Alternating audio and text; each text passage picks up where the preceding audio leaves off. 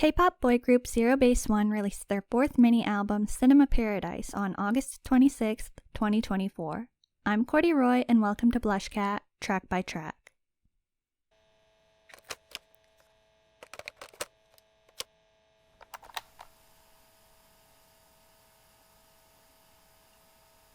Howdy meowers! This is actually my third ZEROBASEONE Track by Track, and I have a lot to talk about with ZB1's new album today, but I'd like to apologize to the regular listeners of the BlushCat podcast for the lack of episodes lately.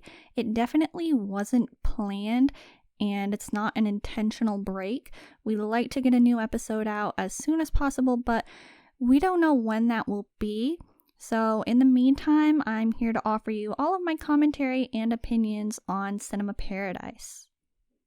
Now, to any Zeroses who might be listening that aren't meowers, I'd like to first thank you for listening today, but also please ask that you are kind to me. I'll spoil it right now and say that I really like this album, but I feel like I need to clarify that I haven't been active in the Zeros fandom space. I don't really know the general consensus on any of these songs. I've been following the promo closely now that it's started, and I know that ZB1 has gotten multiple wins for the title, which is great, and I'm personally really glad about that because, another spoiler, I really like the song, but I don't know how the other songs have been received, and I feel like it's very common for the fandom to have sort of a united opinion on things, so I just wanted to say that. This is also sort of an initial reaction because although I have listened to the album several times already, it is still very new, and so over time my opinions might change or I might have more to say. It's also a little different this time around because we didn't get a chance to talk about their comeback in a podcast episode, and I don't know if I've done a track by track yet where I didn't talk about the comeback first, so it will be kind of new to everyone. So yes, with all that out of the way, I hope anyone listening will find this interesting and enjoyable, and I'm ready to get into the album. You can listen along with me and play each song from ZEROBASEONE's official profile wherever you stream music before I share my thoughts on the track. We're starting with the title track, Good So Bad. I loved this immediately. I don't know why this was so unexpected to me, but I was very surprised when I heard how well it suits all of the members. I think it fits ZB1 super well because of the tones, but also the concept of the group that I initially had in mind. Remember those Boys Planet teaser photos that were purpley and magical, but then Mnet seemed to act like those never existed? This song fits those vibes, which is what I've been waiting for from ZB1. It's super catchy and fun like their releases so far, but the cosmic feeling that Good So Bad has with all of the synth sounds gives that zero bass feeling, and it almost feels magical. I really love the mood of it. It does remind me of a lot of things though, so I can't say that I'm blown away by its uniqueness or anything, and I'm not saying everything it reminds me of to try and criticize these songs in any way, just to maybe help anyone else who thought it was familiar but couldn't think of what it reminded them of. And I'm sure there's actually other stuff that it reminds me of, but I can't place what I'm thinking of that it reminds me of. But these are the things that I can think of that I'm reminded of when I hear this song. So it reminds me of TOO's Don't Fear Now, particularly JU's rap part, which in my opinion is a really enjoyable part. It also reminds me of Gravity's Boogie Woogie during the rap parts in verse 2. Verse 3 is giving me some shiny One of One vibes. The clappy beats and background vocals sound like Stacy Bubble, and actually if you play Bubble right after Good So Bad, it flows really nicely. I also generally get some T by T vibes from it. I actually didn't pay too much attention to any of the teasers leading up to Cinema Paradise because, no offense, but I saw the graphic design for like that very first thing they released, and I didn't care to keep checking out the schedule or teasers. I knew I'd probably like the song because I haven't particularly disliked a ZB1 song yet, but I just wasn't as in it leading up to things this time. Also, I was like, well, nothing with cinema in the title will top CIX Cinema, so yeah, that's kind of how I was feeling about it initially. I don't think I ever even saw the full track list until the album came out, just a couple songs, but I also didn't listen to the highlight medley. So basically I'm saying all of this to try and convey how pleasantly surprised I am. I was very concerned with the stylistic direction, but I didn't need to be because the song is great. In my opinion, the music video it's probably their best one yet. And even the art for the song posters that they released is pretty good. I also heard about it but completely forgot that Kenzie was involved with the title track until I literally saw it on the bottom during their comeback stage. And Kenzie has made a lot of hits, and I would consider Good So Bad a hit. Anyway, we need to talk about Matthew's opening because it is really strong. It's totally not what I expected at all. I think this song really suits Matthew well, and they gave him parts that highlight his vocals rather than just using him for a generic section. And I'll get to his part in the bridge later, but the snappiness of the opening is so enjoyable, and the transition to Ganuk is so smooth. The whole first verse actually is really, really good, and the singing style is catchy and dynamic. Also, if we talk about the actual intro, that's really good too, and it's pretty unique. Then we hear a softer version of the chorus before the first verse, and I'm totally okay with that in this song because of how satisfying verse 1 is and how grand the actual chorus is. One of the catchiest lines to me is maybe the chorus line, which translates to "the whole universe is saying, don't let her go." So yes, really good intro. Great first verse, and really fun chorus. I know maybe it's a little bit jarring and possibly stylistically confusing, but I love Gyubin's rap part and the Tae Ganuk part. Gyubin is actually giving Jaechon a little bit with the growly sort of tone, and I'm here for that. I also like Jiyoung's line, "wanna hold you and fly over the sunset." I really like the word for sunset in Korean, and I just think it's a pretty line. My biggest problem with this track is that it's too short. It doesn't really feel complete or like it has all the elements I'm looking for. I think that although it has a nice but short musical outro, the ending is rather abrupt. I wish it picked up one more time for like a really grand finale. I think lately there have been some K-pop songs where I wish they didn't go for an extra chorus at the end, but this time I feel like it just needs something because I want it to keep going and I don't want it to be over yet. However, I really enjoy the sound and there are a lot of highlights. It also does have a bridge and a third verse, so it's not as incomplete as a lot of shorter K-pop songs feel to me lately, and the bridge is spectacular, so let's get into that. The part distribution at the bridge is really good. The members they chose really provide the right atmosphere, but I do feel like Ricky's dreamy sort of tone could have been utilized here as well. They're labeling Hanbin's part as a post bridge, but I'm considering that the bridge as well because it's leading us into the final chorus. His "even though I love you" part is really spectacular. The whole bridge has such a melancholy and sentimental feeling to it. It also has a very spacey and like levitating sort of feeling with the synths and the dreamy vocals. It's the right amount of drama and emotion that a bridge should have. There is no jarring transition into it or out of it. It's not too separate from the rest of the song. It just flows really nicely. I usually say this when a song ends the way this one does, especially when the lyrics are referencing something feeling like a dream or surreal, but I really like the music at the end and how it sounds like it's shutting down or powering off. It fades out and it makes it seem like you're waking up from the dream or coming back to reality. It works well for space and cosmic themes as well because of the surreal element. This title track has the feeling of the song that plays during the credits of a movie. It's grand and fun, and it's upbeat, but it still has a little bit of sentimentality. This is also one of those songs that makes me want to play it again as soon as it's done, so that I get to hear certain parts like the beginning and the bridge over again. It's really enjoyable, and I think they did a great job with this title track. Now I'll move to track 2, Kill the Romeo. Kill the Romeo is, to me, something very different for ZB1. It sounds like 17's Don Quixote in some parts. I don't know if they might use the same sampling or something like that, but I get those vibes a little bit. There are also some parts that remind me of Ghost 9 Ruckus. I like how it's a little dark and sinister, but energetic and snappy.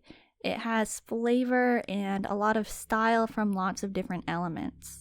There are many sounds and vocal effects and singing styles, and I'm noticing the members are being used a little differently in this song. I like it. I think it's really good, actually. They decided to promote this one as well as Good So Bad, and I think it's a fine choice. I will say, though, that I get more energy from just listening to the song than seeing a performance. I would have liked some more motion and darker, more theatrical vibes from the choreography and styling, as if they were acting at a play, because that's what I hear in the song. The lyrics are really interesting and the concept is unique. I like how it's about flipping the script and changing the story, sort of playing with fate. I feel like it could be interpreted to fit ZB1's situation as a temporary group, and they're telling Zeros that they can work together to write a different ending. It feels like a race, and like they are on a mission to kill the Romeo or change the fate. I love the lyrical references to playwriting and theater, like Act 1 and Act 2, narratives, genres, phrases like that. They all support having Romeo in the title nicely. However, I do think, despite really enjoying the song the way it is, they could have made use of the unique title of Kill the Romeo and gone in an even darker, more theatrical direction. Maybe added some strings and more classical instruments and given it a little bit of Red Velvet's Velvet flair. I don't know. I just can't help but wonder how else a song with that title could sound. Once again, though, I do really enjoy it, and hopefully hearing my thoughts, you aren't only taking away the things that I wished I got from it, and instead focusing on what I think is unique and interesting about it, because, like I said, I think it's pretty different for ZB1, and I'm glad that they are promoting something else with their title track. I am ready to move on to track 3 now, so let's listen to The Sea. This track, called The Sea, is actually a remake of a song originally released in, I believe, 1997. I am very familiar with the original version. Idols cover it all the time as well. I was a little bit disappointed to see that one of the songs was going to be, in my mind, sort of wasted on a remake, even though I do enjoy the original version. However, this is so fun. Their voices fit the song really well. I don't know who saw that vision, but it was a big success in my opinion. It actually does give the vibes of their Gaio cover where they played instruments. It's a little silly, but the original song is that way. It's not super serious, and it's just a lot of fun. It honestly feels like a song for a children's show. I would say, though, that it's actually NCT Dream candy levels of a successful remake. And also, I am an enjoyer of the Inkigayo MC cover of this song. I think that one is really fun, but this one holds up well against it. The tones of every member work really well, but I think Taedae, Hanbin, and Yujin have the most fitting vibes. It's bright and cheery, but with a softness. When Taedae takes that chorus, trust when I say I want to be at a ZB1 concert, waving a light stick and singing along to this song. I also love when he sings, I have become smaller, I wish for you to grab my hand, because I feel like I can hear some Man in Love Taedae in there.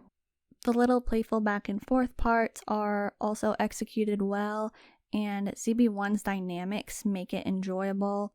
The whole thing is just so bright and fun and happy, and it makes you feel good. Next is track 4, Insomnia. This is a lot brighter and poppier than I was expecting from a song titled Insomnia.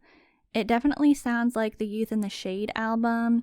It's sort of a New Kids on the Block and In Bloom fusion, and the lyrics have an essence similar to And I. And actually, after listening to it more, the beginning also really reminds me of Take My Hand, but like a lighter version. It does have some lyrical parallels to In Bloom though. I don't know if it's intentional or not, but the line, "My day is full of you" at the beginning and end is just like the "My day begins and ends with you" post-chorus line from In Bloom. Not to sound like the Tay-Day stan that I am, but oh my, Tay-Day's chorus part is just perfection. The "I wish you a good night and spend all night with my eyes open, what should I do?" line is really catchy, and I love the breathiness of it. I love when Tay-Day sings it, but Jiyoung and Yujin also do it justice. Jiyoung hits one of the notes in a really satisfying way. At this point in the song, I'm thinking, yeah, this song is actually a really good one. Ricky's part, "Even when I close my eyes, they keep opening. My heart is pounding, a midsummer night's dream," is really nice as well. I love the falling ending note. I also really like the Ricky Jiyoung vocal combo. I'd like to take a minute to shout it out again though, because I feel like Ricky and his tone is really underutilized in this album when there are a lot of soft and fluttery moments it could have worked well for. The bridge is a little flat for me musically, but Ganuk is giving some AB6 Ujin rap tones, which I also get in the next song, so there's that. There is also a line that I think is funny, which is Ganuk's part, "Today again, I count you instead of sheep running around in my heart." I just think it's funny to, picture it not being sheep that they're counting, but a person, and I think it's funny that they're referencing counting sheep as you sleep. I like the mix of styles in this one. The beat is poppy, like I said, and busy. Sometimes the notes are staccato, like when Jong Hao does the chorus, but the vocals can also be dreamy and breathy, but it all fits together and makes Insomnia a really enjoyable track. I'm going to move on now, though, to track 5, Road Movie. On the first listen, my first thoughts were, and I'm literally going to read the notes that I wrote down as I was first listening.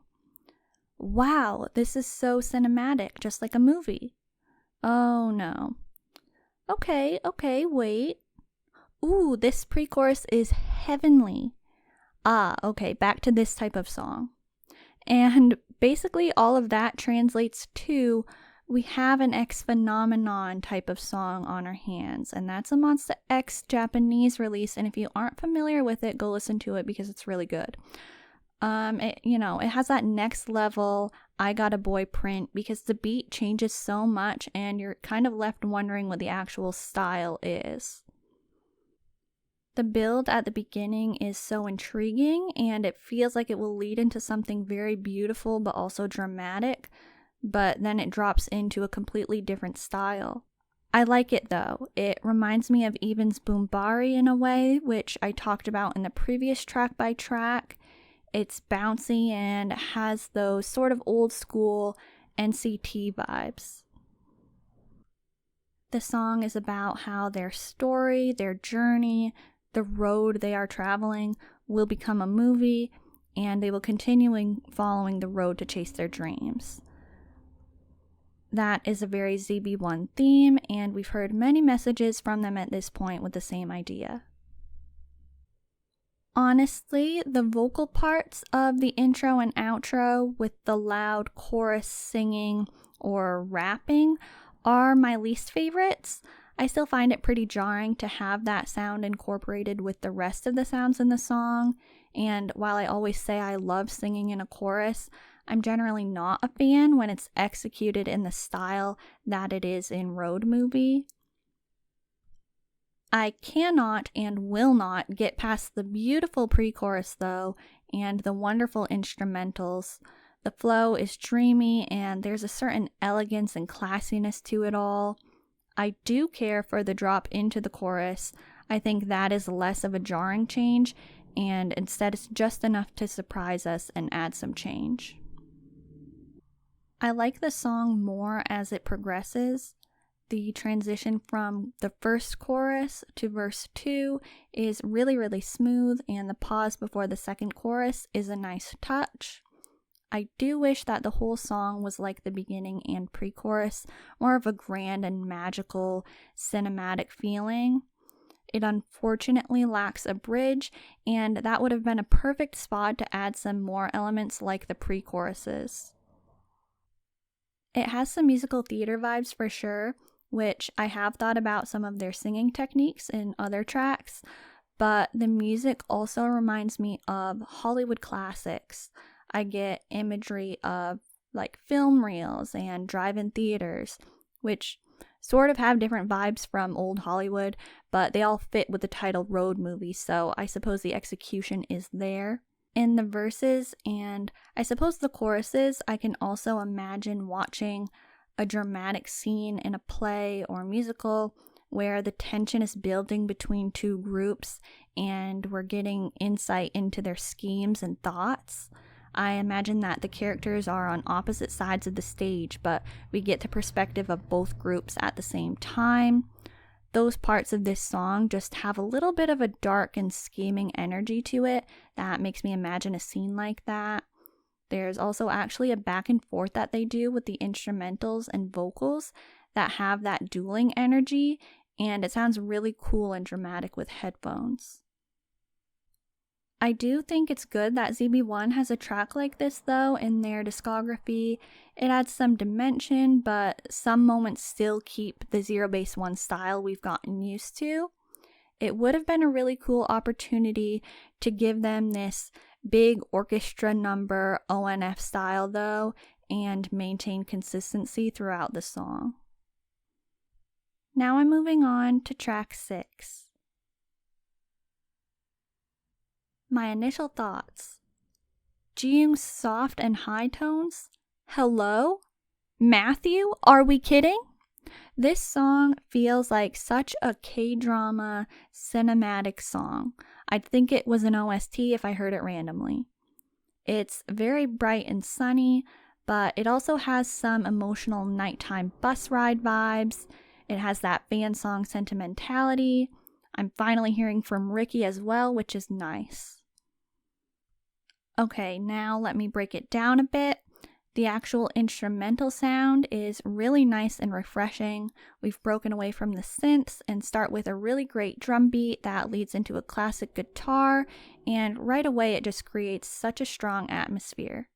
We know Zhang Hao has a voice that is good for OSTs, and so him kicking off the song only adds to that.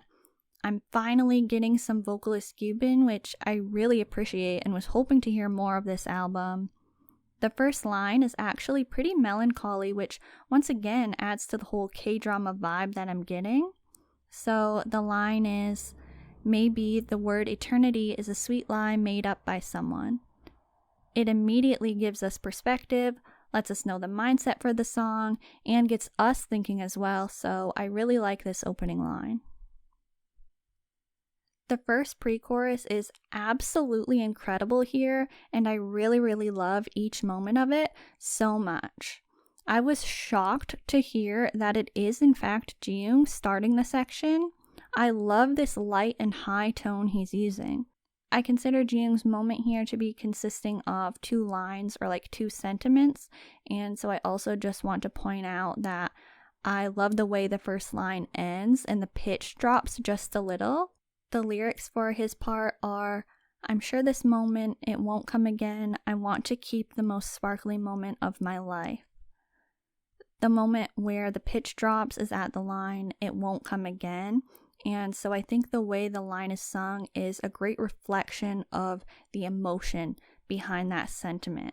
I really feel like he's thinking about how he needs to cherish the moment because it won't last forever, and that thought is upsetting to him.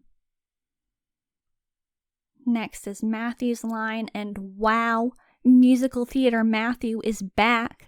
I said it before, but get him in a musical.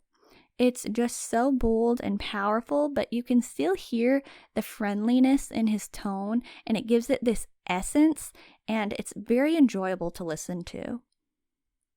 The first pre-chorus concludes with Ganuk, and it's such a perfect build into the chorus.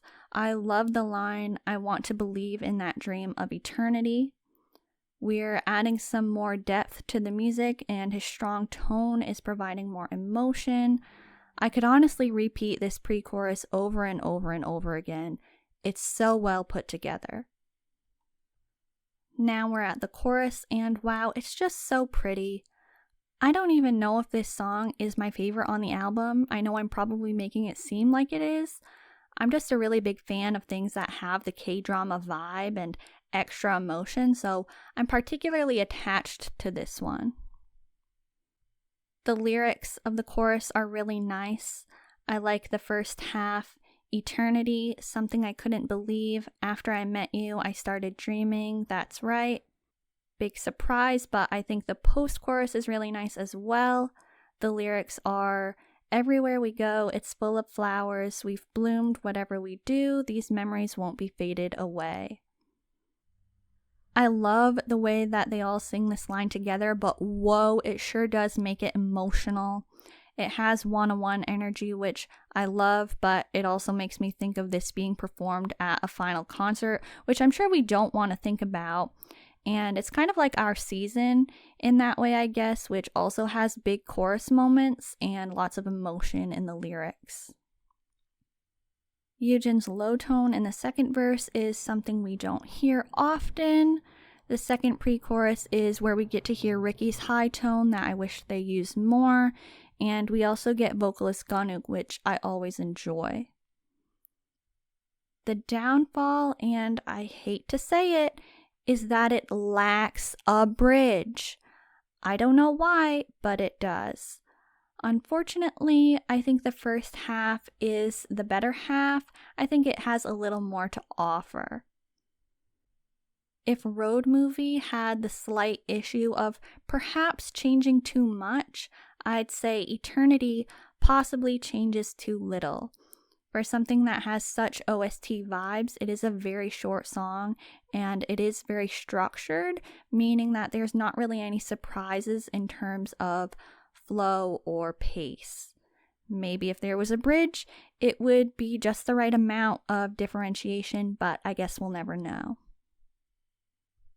The powerful group singing with strong guitar at the end, though, is a nice conclusion. As a whole, I just can't help but say wow when trying to describe this song.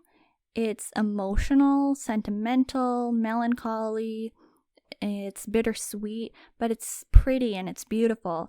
And I can say that about any aspect of it. You know, the vocals, the instrumentals, the lyrics, it's just so good. Now I'll be moving on to the final track on the album.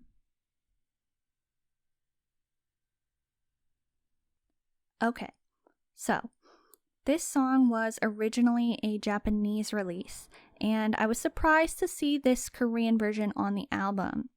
I am a huge Yura enjoyer. When the Japanese version was released, I had that on repeat. I'm not really going to get into the actual song because I feel like we've discussed it already in the podcast, so instead I'm going to focus on the differences between the Japanese and Korean versions. I don't want to complain about this version too much, but I think I will say that the original version is definitely my preference. I'm glad that I get a chance to hear Yura as I'm listening to the Cinema Paradise album, but the lyrical flow is very different from the Japanese version. I don't know if I just listened to the original so much that this version sounds like it has poor flow, but to me, many of the lyrics seem like they are squished in to fit the rhythm. In some places, it's very noticeable and it just seems rushed. I really notice the differences in versions when I hear Taedae's parts because I really enjoy his parts, so I'm like extra aware of them, and the flow or impact isn't the same in the Korean version, and that has nothing to do with Taedae, just like the structure and lyric changes. I was also a little surprised to see there was a Korean version because the phrase Yura Yura is Japanese, and so they just keep those lines in Japanese in the Korean version, which is definitely very interesting. To say a little about the actual song though, I really enjoy it. It has an anime feeling or sort of a high teen K-drama feeling, which I'm always going to love that energy. And it also has bright and flowery energy, which I also love. It's a lot of fun and it's very catchy. It gets stuck in my head all the time.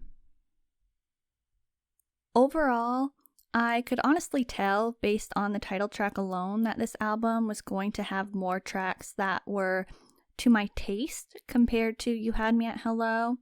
It honestly feels higher quality and like the production was at a different level. I'm getting a lot of emotion from each song, which is working really well with the album title being Cinema Paradise. Maybe you noticed that I mentioned something cinematic that each track reminded me of, and I wanted to point it out each time I got those vibes because I feel like it must have been intentional given the title of the album. You know, the tracks remind me of K-dramas, movies, animes, and I get strong imagery in my head when listening. The biggest issue overall is that the tracks are once again all too short, and if I'm being honest, they all have a sense of familiarity to them as well.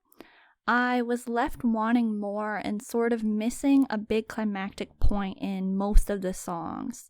If they were just a little longer, I could have been immersed a little bit more.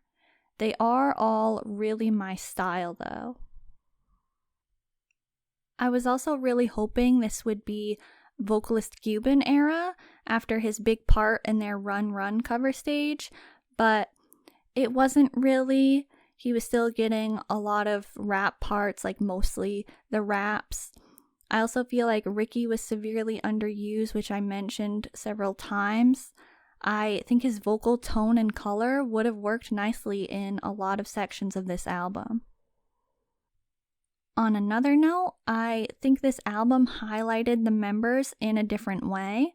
I was hearing tones I'm not used to hearing from certain members like Jiyoung and Yoojin and Matthew, and there were genres I didn't expect ZB1 to try, but everything was pulled off successfully in my opinion. I also liked the vocal combinations in this album. There were several parts that I thought had a nice blend of sounds and tones. I think this album really suits ZB1, and I have been really enjoying listening to it. So I think that's pretty much it for my thoughts, but you can feel free to share yours in the comments. If you enjoyed my commentary, you can like the video on YouTube, and if you haven't already, please subscribe to the BlushCat channel and turn on the notifications. Also, please follow BlushCat's Spotify profile and the BlushCat podcast, which is available wherever you listen to podcasts, and follow BlushCat's other host, Devin, at Devin Christie on social platforms. Thank you for listening. Remember to stay meowing. This has been Courdy Roy.